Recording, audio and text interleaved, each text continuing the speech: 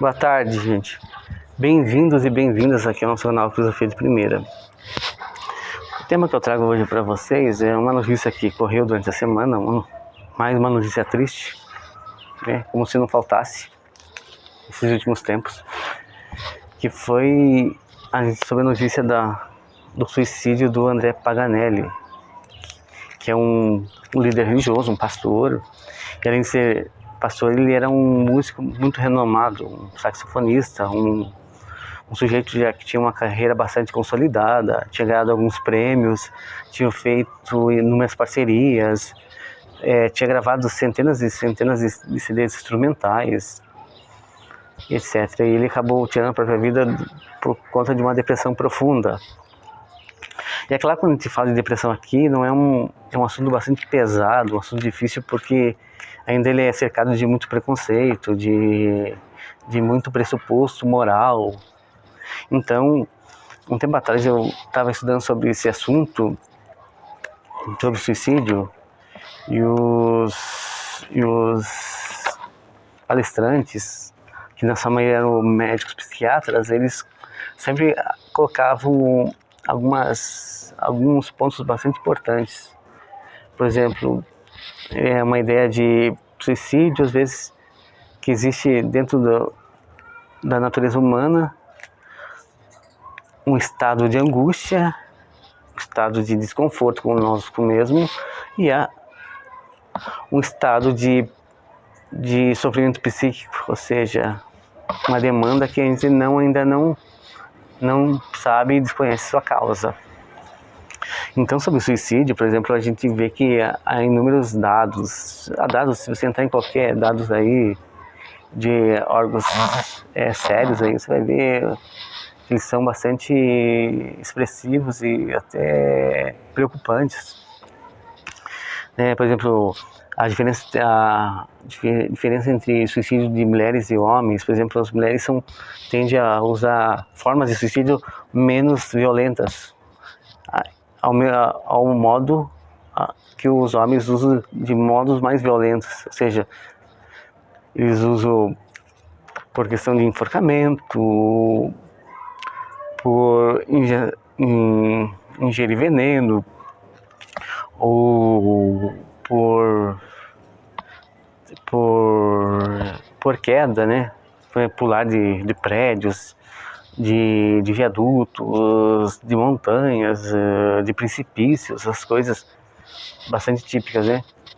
Porque os médicos colocam sempre que às vezes a ideia de depressão é muito confundido com um estado de melancolia, de tristeza. Que tristeza e melancolia todos nós passamos, mas a depressão já é um outro estágio já do nosso estado emocional. Então,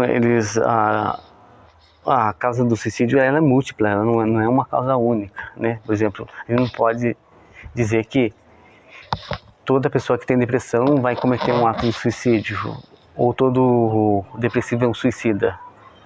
Talvez seja em potencial, mas não quer dizer que ele vai tirar a própria vida, porque depressão não é a única causa do suicídio. Por exemplo, as causas podem ser de natureza psíquica, patológica, elas podem ser, por exemplo, para os jovens, sobre um sentimento de frustração, uma perda de um relacionamento, a perda de alguém que era muito próximo, ou, por exemplo, entre os idosos também a questão do suicídio por um sentimento de desamparo, essas coisas. Então, a causa do suicídio ela não é meramente depressão. Depressão é uma das causas, né? E é interessante que o suicídio ele é visto das várias formas, conforme a própria medicina coloca uma questão patológica, por exemplo, da própria ciência, que seria a baixa energia das células, a baixa produção de serotonina e dopamina, que são hormônios que causam o nosso estado de bem-estar emocional, são agentes que são responsáveis pelo nosso estado de euforia, essas coisas todas, né? E, por exemplo, o suicídio pode ser visto de uma forma cultural também, como a gente já falou aqui, de um fenômeno social dentro da sociedade, por mais que a sociedade seja evoluída, seja tecnocrata, isso é o que acontece.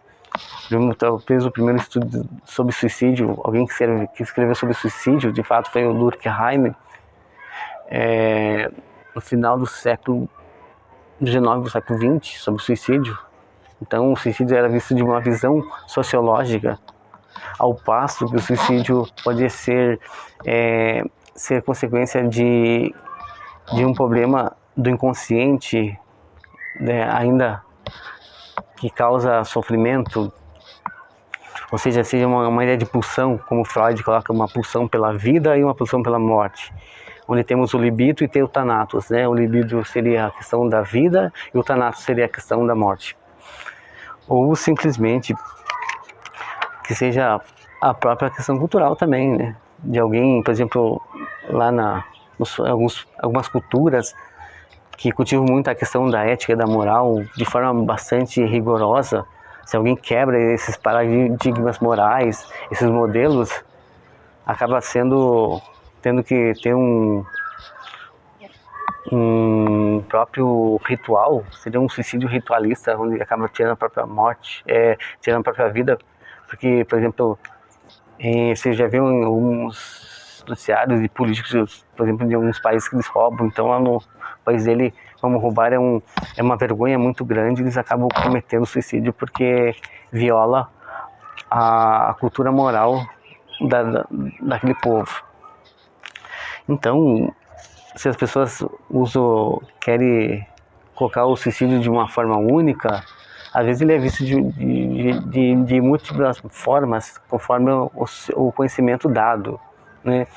Por exemplo, o que os filósofos entendem para a filosofia, a questão do suicídio.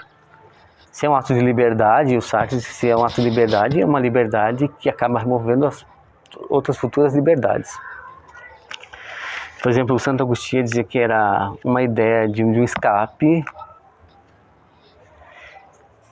para alguém que sentia um vazio existencial. Então ele tinha que ter uma decisão de escape que seja uma decisão mais fácil de tentar resolver os seus conflitos existenciais. Então é uma coisa bastante séria. Há muito índice de suicídio no Brasil também, em lugares, na Europa, Ásia.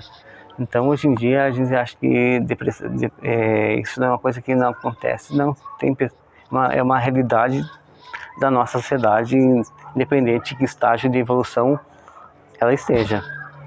Então, a gente tem que procurar